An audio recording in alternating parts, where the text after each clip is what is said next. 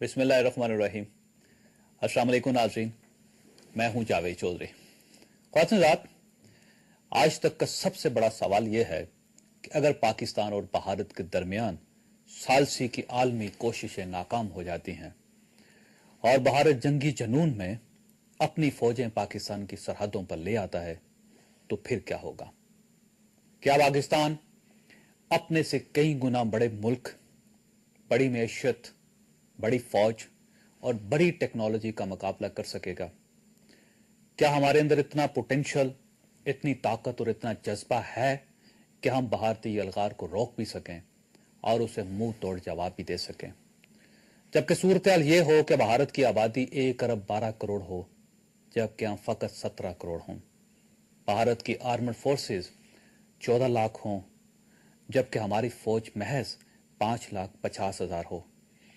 भारत की एयरफोर्स 1,45,000 हो, जबकि पाकिस्तान की सिर्फ 45,000 हो। भारत की नेवी 52,000 हो, जबकि पाकिस्तान 23,800 पाकिस्तान की नेवी हो। भारत के पास 738 एयरक्राफ्ट्स हों, हमारे पास 353 हों। भारत के पास 60 न्यूक्लियर मिसाइल्स हों, हमारे पास सिर्फ 25 मिसाइल हों। भारत के पास 27 जंगी बहरी जहाज हों, हमारे पास 8 हों। भारत के पास 16 आबदोजें हों, जबकि हमारे पास सिर्फ 10 हों। भारत के पास 162 मल्टीपल रॉकेट लॉन्चर्स हों, जबकि हमारे पास 45 हों। भारत के पास 2,798 टैंक्स हों, जबकि हमारे पास 2,357 टैंक्स हों। और भारतीय फौज के सालाना अखराजात $20 बिलियन हों, जबकि हमारा फौजी बजट सिर्फ $2 बिलियन सालाना हो। क्या हम इतने बड़े दिफाई गैप के साथ भारत का मुकाबला कर सकेंगे? इसका जवाब लेने के लिए हमें 1998 में जाना पड़ेगा। मई 1998 में पाकिस्तान ने जब एटमी धमाके किए थे, तो उस वक्त एक इंटरनेशनल चैनल ने पाकिस्तान के बारे में एक डॉक्यूमेंट्री फिल्म नशर की थी। इस फिल्म में पाकिस्तान के लोगों को जानवरों के साथ जोहड़ों पर पानी पीते दिखाया गया। दरख्तों के नीचे, सड़क के किनारे उस तरह से शेव बनवाते दिखाया गया। फुटपाथों पर बैठकर सन्यासियों से कान साफ करवाते, दांत निकलवाते और मदारी के करतब देखते हुए दिखाया गया। लोगों को सड़कों के दरमियान चलते हुए, बसों के साथ लटक कर सफर करते हुए, रिक्शों में घुसते, कपड़े फड़वा कर निकलते और वैगनों, बसों और मिनी वैन्स में मुर्गा बनकर ट्रैवल करते दिखाया गया। फिल्म में शहरों में बिखरी गंदगी दिखाई गई। लोगों को रोटी के लिए कितारों में खड़े दिखाया गया। मजदूरी के इंतजार में सड़कों के किनारे बैठे मजदूरों को दिखाया गया। ज़चगी के अमल के दौरान मरने वाली ख्वातीन को दिखाया गया। अस्पतालों की हालत दिखाई गई, स्कूलों की कंडीशन पेश की गई और इज्जत के नाम पर मरने वाली ख्वातीन का कब्रिस्तान दिखाया गया। और आखिर में टेलीविजन चैनल ने ऐलान किया कि आज ये कौम न्यूक्लियर पावर बन चुकी है। आज इस पसमानदा कौम, बुनियादी ज़रूरियात से महरूम मुल्क और 20वीं सदी में 9वीं सदी की जिंदगी गुजारने वाले माशरे ने एटमी धमाका कर दिया है। और यकीन नहीं आता कि चागी का पाकिस्तान असल पाकिस्तान है या फिर इस गंदगी, इस पसमानदगी में लुथड़ा हुआ पाकिस्तान असल पाकिस्तान है। और रात ये फिल्म बुनियादी तौर पर पाकिस्तान का इमेज खराब करने की कोशिश थी और वो इंटरनेशनल चैनल इस फिल्म के जरिए हमें हमारी औकात बताना चाहता था।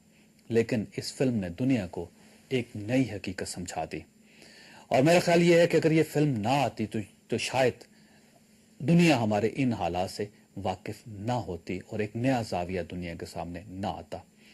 इस फिल्म में साबित कर दिया कि पाकिस्तान एक ऐसा मुल्क है और पाकिस्तानी एक ऐसी कौम है जिनके लिए कोई चीज नामुमकिन नहीं। ये लोग अगर चाहें तो ये घास खाकर, गधों पर सवारी करके, जोहड़ों का पानी पीकर और 50 साल पुराने उस्तरों के साथ शेव करके भी एटमी ताकत बन सकते हैं।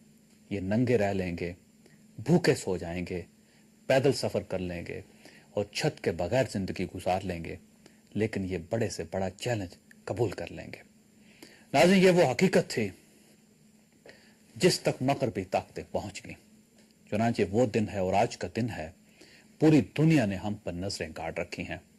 वो लोग ये समझते हैं कि हमारे लिए कोई चीज नामुमकिन नहीं, लिहाजा आज अगर चांद या मरीख पर भी कोई वाकया पेश आ जाए तो अमेरिका से लेकर भारत तक सारी दुनिया हमारी तरफ देखेगी। और यही वजह है नाज़रीन, मुंबई में दहशतगर्दी के 1 घंटे बाद पूरे इंडिया ने हमें मुल्ज़म समझना शुरू कर दिया था। ख़ातिन, एक हकीकत यह है कि हम सब कुछ कर सकते हैं, पाकिस्तानियों के लिए दुनिया में कोई चीज नामुमकिन नहीं। और दूसरी हकीकत हमारा दिफा है।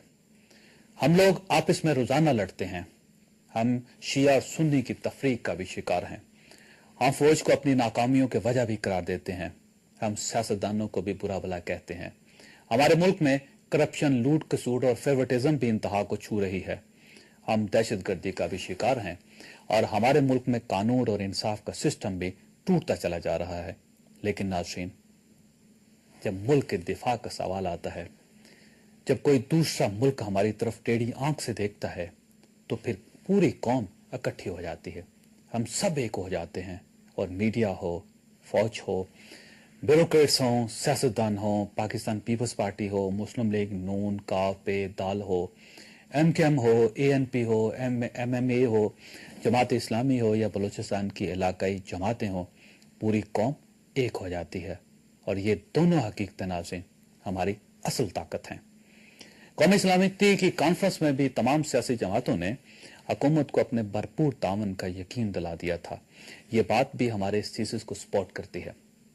हज़रात, अगर भारत ने जंगी जुनून में पाकिस्तान की सरहदों का रुख किया तो हम अपना दिफा कैसे करेंगे? वार टेक्नोलॉजी में हमारी क्या पोजीशन है, यह हमारा आज का मौजू है। और हम एक वक्फे के बाद पाकिस्तान के मारूफ साइंसदान, पाकिस्तान एटॉमिक एनर्जी कमीशन के साबिक सरबराह और पाकिस्तान के मिसाइल प्रोग्राम के खालिक डॉक्टर समर मुबारक मंद से ये पूछेंगे कि हमारी दिफाई पोजीशन क्या है, क्या हम दुश्मन का मुकाबला कर सकते हैं। हमारे साथ रहिएगा, हम एक छोटे से वक्फे के बाद वापस आ रहे हैं।